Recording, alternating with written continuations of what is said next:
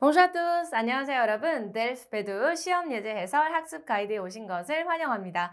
자, 우리 오늘 이 시간 통해서 델프 시험에 대해서 간단하게 설명드리고 우리 오늘 강의 어떻게 진행되는지 간단하게 설명드리도록 하겠습니다. 자, 그러면 학습 가이드 출발할까요?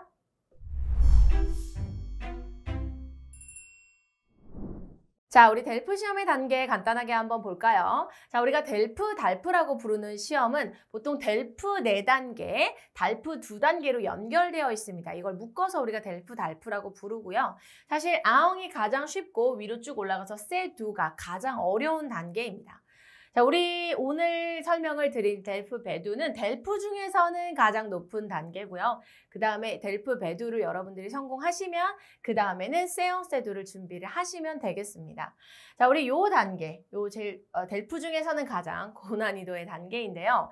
보통 난이도가 아웅부터 시작해서 점차적으로 올라가는데 특히 배영과 배두 사이의 격차가 조금 큰 편입니다.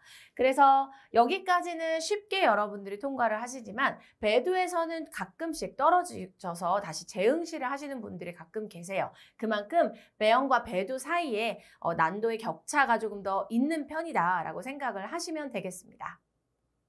자, 델프 시험에 대해서 알아두셔야 되는 부분들 우리 한눈에 한번 정리를 좀 해볼 건데요. 자, 델프는 총 4개의 영역을 모두 시험을 보셔야 됩니다. 청취, 독해, 장문, 구술 이렇게 나누어져 있고요. 보통 우리가 델프 시험을 주말에 토요일, 일요일 이렇게 나누어서 보는데 청취부터 독해, 장문까지 보통 토요일 날 보고요. 구술은 개별적으로 일요일 날 보게 됩니다. 그래서 토요일은 시험 시간이 정해져 있고 일요일은 사람마다, 응시자마다 다 시간들이 약간씩 다르게 됩니다. 자, 그래서 우리가 토요일 날 보는 청취, 독해, 장문 3개의 영역을 모두 보면 총 한 2시간 30분 정도 걸린다고 보시면 되고요. 구술 영역의 경우는 약 20분 정도 걸린다고 보시면 되겠습니다. 자, 그래서 20분인데 이 구술 시험의 20분 중에는 이제 따로 이제 준비 시간이 30분이 또 따로 들어가요. 그래서 시간이 또 걸리고 이 외에 또 대기 시간이 조금 더 걸리기 때문에 전반적으로는 이제 한 1시간 반 정도 걸린다고 생각을 하셔야 될 것 같아요. 근데 정확하게 정해져 있는 건 아니기 때문에 요거는 대기 시간에 따라서 또 내 순번에 따라서 대기 시간이 약간씩 차이가 날 수가 있습니다. 자, 합격의 기준은 우리 각 영역당 25점씩 총 4영역에서 100점이 만점이고 그중에 50점을 따야 여러분들이 합격증을 가져가실 수 있게 됩니다. 자, 시험의 유형은 청취와 독해는 요즘은 객관식으로 나오는 추세입니다. 그래서 객관식 문제를 푸시게 될 거고요. 장문은 제가 주관식으로 써놨는데 손으로 글을 한 250단어 이상의 글을 써서 제출을 하시는 겁니다. 그래서 주관식. 구술은 시험관과 함께하는 약간 면접식으로 진행이 된다고 보시면 되겠습니다. 자, 시험 일정을 보면 예전에는 델프 배두도 연간 3회만 시험을 봤었는데 배두를 굉장히 많이 응시를 대부분 하시기 때문에 응시자가 많은 편이라 한 회 더 추가를 해서 9월에 하나 더 추가가 돼서 이번에는 연간 약 4회 정도 시험을 보는 추세입니다. 그래서 3월, 5월, 9월, 11월에 보는데 매년 시험의 날짜가 정해져 있지는 않고 약간씩 변경되기 때문에 여러분들이 공식 사이트에 가셔서 시험 일정 및 시험 신청 일자를 잘 확인을 해주셔야 되겠습니다. 자, 그러면 우리 배두 시험이 어떻게 구성되어 있는지 자세하게 보도록 하겠습니다. 자, 청취, 독해, 장문, 구술 순으로 적어놨고요. 자, 청취 보시면 음성 파일 듣고, 청취 파일 듣고 객관식 문제를 푸는 거고 독해도 지문을 읽고 객관식 문제를 푸는 것이에요. 그래서 청취와 독해는 둘 다 객관식이다라고 생각을 하시면 되고 장문의 경우는 제시된 상황을 읽고 적절한 글쓰기이기 때문에 손으로 여러분들이 답안지에다가 글을 써서 제출을 하시면 되겠습니다. 250단어 이상 써주셔야 되고 상황이 굉장히 자세하게 제시되어 있기 때문에 문제를 굉장히 꼼꼼하게 읽어서 문제에서 쓰라고 하는 부분들을 다 포함해서 글을 쓰시면 되겠습니다. 자, 구술 시험의 경우는 제시된 질문에 적절하게 대답하기인데요. 이 대답하기 전에 이제 내가 뽑은 주제에 대해서 내 생각을 논리적으로 말을 하고 그 다음에 그 시험관 선생님이 질문하는 질문에 대해서 우리가 대답을 논리적으로 해주시면 되겠습니다. 요거는 약간 면접식이라고 생각을 하시면 되겠네요. 자, 문항은 이렇게 정해져 있고요. 시간도 다 이렇게 정해져 있는데 배점을 보시면 100점 만점, 각 부문당 4개 부문이니까 25점, 25점, 25점, 25점 이렇게 25점씩 이게 만점이 됩니다. 자, 그래서 이 25점 이 만점이 4개의 영역에서 총 합친 점수가 50점을 넘으면 우리가 그죠? 이제 합격을 하게 되는데요. 이 점수에 대해서도 여러분들이 조금 기억을 해주셔야 되는 부분이 있습니다.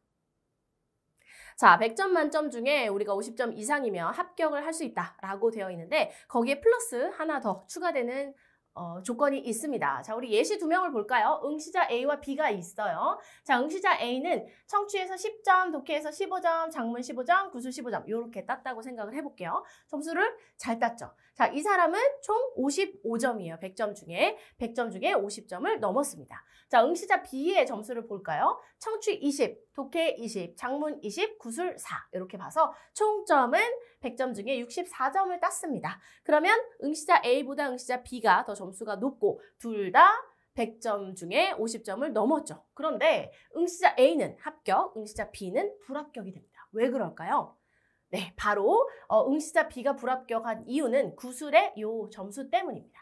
자, 우리가 100점 중에 50점을 넘겨야 된다라는 거는 알고 계시는데요. 거기에 플러스 또 필수적으로 여러분들이 넘어야 되는 이 점수가 각 영역당 꽈락이 되지 않아야 돼요. 즉 5점 이상을 따주셔야 되겠습니다. 5점 미만이면 나머지의 점수들이 아무리 높다고 하더라도 나머지를 다 만점을 받았다고 하더라도 여러분들이 어떤 한 영역에서 4점이다. 이렇게 되면 그거는 총점이 아무리 50점이 넘어도 불합격을 하게 됩니다. 그래서 100점 중에 50점, 총합이 50점을 넘되 4개의 부문 중에서 5점 미만인 부분이 없어야 합니다. 그래서 여러분들이 델프 시험을 준비하실 때 저는 구술은 말하기는 잘 못하니까 나머지에서 점수를 많이 따고 구술은 포기할래요 하시는 분들이 계시는데 그렇게 하면 절대 안 됩니다. 그래서 골고루 다 점수를 최소 5점 이상은 넘겨주셔야 되고 플러스 총합이 50점 이상이 돼야 됩니다. 그래서 이 조건을 꼭 기억을 해주시면 되고요. 아무래도 우리가 청취나 구술 같은 경우는 한국에서 공부하신 분들의 경우는 조금 어렵다고 느끼실 수 있어요. 청취 같은 경우도 속도가 빠르고 또 길이가 길기 때문에 너무 부담스러울 수 있는데요. 사실 청취나 구술 같은 경우에서는 많은 점수를 따기가 조금 어렵습니다. 그래서 여러분들은 독해, 그리고 작문에서 점수를 최대한 많이 따시고요. 25점에 가깝게. 그 다음에 청취하고 구술은 5점 이상을 넘기되 나머지에 50점 이상 넘길 수 있는 총합 50점 이상을 넘길 수 있는 그 부분 점수들을 좀 더 가져가시는 부분으로 하시면 되겠습니다. 그래서 독해와 작문에서 점수를 많이 따고 청취와 구술은 5점 넘겨서 최대한 점수를 많이 따보자 노력하는 정도로만 하셔도 50점을 넘기고 합격증을 가져가실 수가 있습니다. 그래서 만약에 내가 청취에 굉장히 강하다고 한다면 여러분들 강한 부분에 조금 더 강점을 두시고 나머지 부분에서는 꽈락이 되지 않도록 하시는 것도 굉장히 중요한 전략이 될 수 있을 것 같아요. 자, 그러면 우리 시험 예제 해설 강의 어떻게 구성되어 있는지 볼게요. 자, 기존의 배두 강의처럼 청취, 독해, 작문, 구술로 나누어져 있고요. 자, 1-1, 1-2, 2-1, 2-2, 3-1, 3-2 이렇게 나누어져 있어요. 이게 왜 그러냐면 엑제시스 하나당 하나의 강의로 연결이 되어 있어요. 그래서 엑제시스 여기에 해당하는 것은 정답 및 스크립트를 여기에서 확인을 해보고요. 청취 파일도 들어보고요. 그 다음에 청취 스크립트가 조금 길기 때문에 이 스크립트를 처음부터 끝까지 전체 해석을 하는 것은 1-2강에서 하게 됩니다. 스크립트 전체 해석입니다. 이런 식으로 나가요. 그래서 2번 엑세시스 2도 정답하고 스크립트 확인 2-1강 그리고 전체 스크립트 해석은 2-2강에서 넘어갑니다. 자, 만약에 여러분들이 나는 문제 풀고 정답만 확인하겠다라고 한다면 2-1강만 들으셔도 괜찮고요. 나는 전체 해석, 이 부분 해석이 잘 안 돼서 이 부분 어떻게 해석하는지를 보고 싶다라고 하신다면 2-2강, 1-2강 이렇게 해서 스크립트 전체 해석 강의도 들으시면 되겠습니다.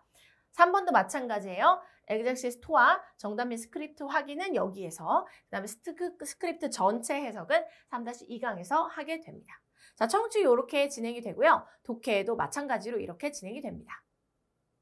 자, 그래서 독해도 마찬가지 엑제시스 1, 2, 3 이렇게 나누어져 있고요. 정답하고 지문 위치 확인하는 거 하고 지문 전체 해석은 1-2강, 지문 전체 해석 2-2강, 지문 전체 해석 3-2강 이렇게 이루어집니다. 그래서 청취와 독해는 각각 하나의 문제가 문제풀이 및 정답 확인과 스크립트 해석, 지문 해석으로 나눠져 있다고 보시면 되겠습니다. 자, 작문과 구술은 각각 하나씩 되어 있는데요. 요거는 사실 문제가 작문 문제가 정해져 있기 때문에 요거를 제가 문제 읽기 하고 모범 답안을 제가 제시하고 제가 제시해드린 모범 답안을 같이 해석을 해보는 걸 해볼 거예요. 그래서 여러분들은 문제를 읽으신 다음에 여러분들만의 답안을 먼저 쓰시고 그 다음에 제가 제공하는 모범 답안을 보시면서 어떤 차이가 있는지 또 내가 가져갈 표현이 있는지 이런 것들을 같이 비교해 보면서 보시면 더욱 좋고요. 자, 구술 같은 경우는 사실 시험 예제에 주제가 굉장히 많은데 그중에 제가 수제상 5번 주제를 무작위로 골랐습니다. 마찬가지 주제 지문을 같이 해석을 해보고요. 여러분들도 여러분들만의 답안을 한번 준비를 해보시면 좋을 것 같아요. 그 다음에 제가 주제 5에 대해서 모범 답안을 보여드립니다. 그 모범 답안 보시면서 아, 내가 한 거랑 좀 약간 다르다라고 느끼실 수 있고 그중에서 내가 좀 가져갈 표현이나 가져갈 구조 같은 것들이 있다면 건져가시면 되겠습니다. 그래서 비교해 보시면 좋을 것 같아요. 여러분들의 버전과 제가 드리는 모범 답안을 비교해서 보시면 훨씬 더 도움이 많이 될 것 같습니다. 자, 그래서 우리가 강의에서 풀이를 해볼 시험 예제 어떻게 다운로드 받는지 제가 설명을 드릴게요. 델프달프 공식 사이트에 들어가셔서요. 시험 속에 델프달프 일반 이렇게 선택을 해주시면 시험의 구성 그리고 시험 예제 포함이라는 제목이 나옵니다. 여기에서 더보기를 눌러주셔야 돼요. 그래서 description détaillé 요거를 눌러주시면 이게 시험 예제 보기가 또 나오거든요. 델프 배두 단계에서 시험 예제 보기를 선택을 해주시면 됩니다. 그러면 사이트가 불어로 바뀌면서 exemple de sujet d'examen이라고 나와요.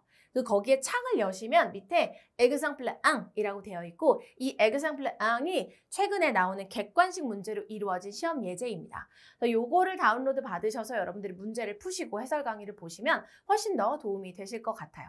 그래서 요 순서대로 여러분들이 들어가셔서 시험 예제를 다운로드 받으시고 문제를 푸신 다음에 해설 강의 보시면 되겠습니다.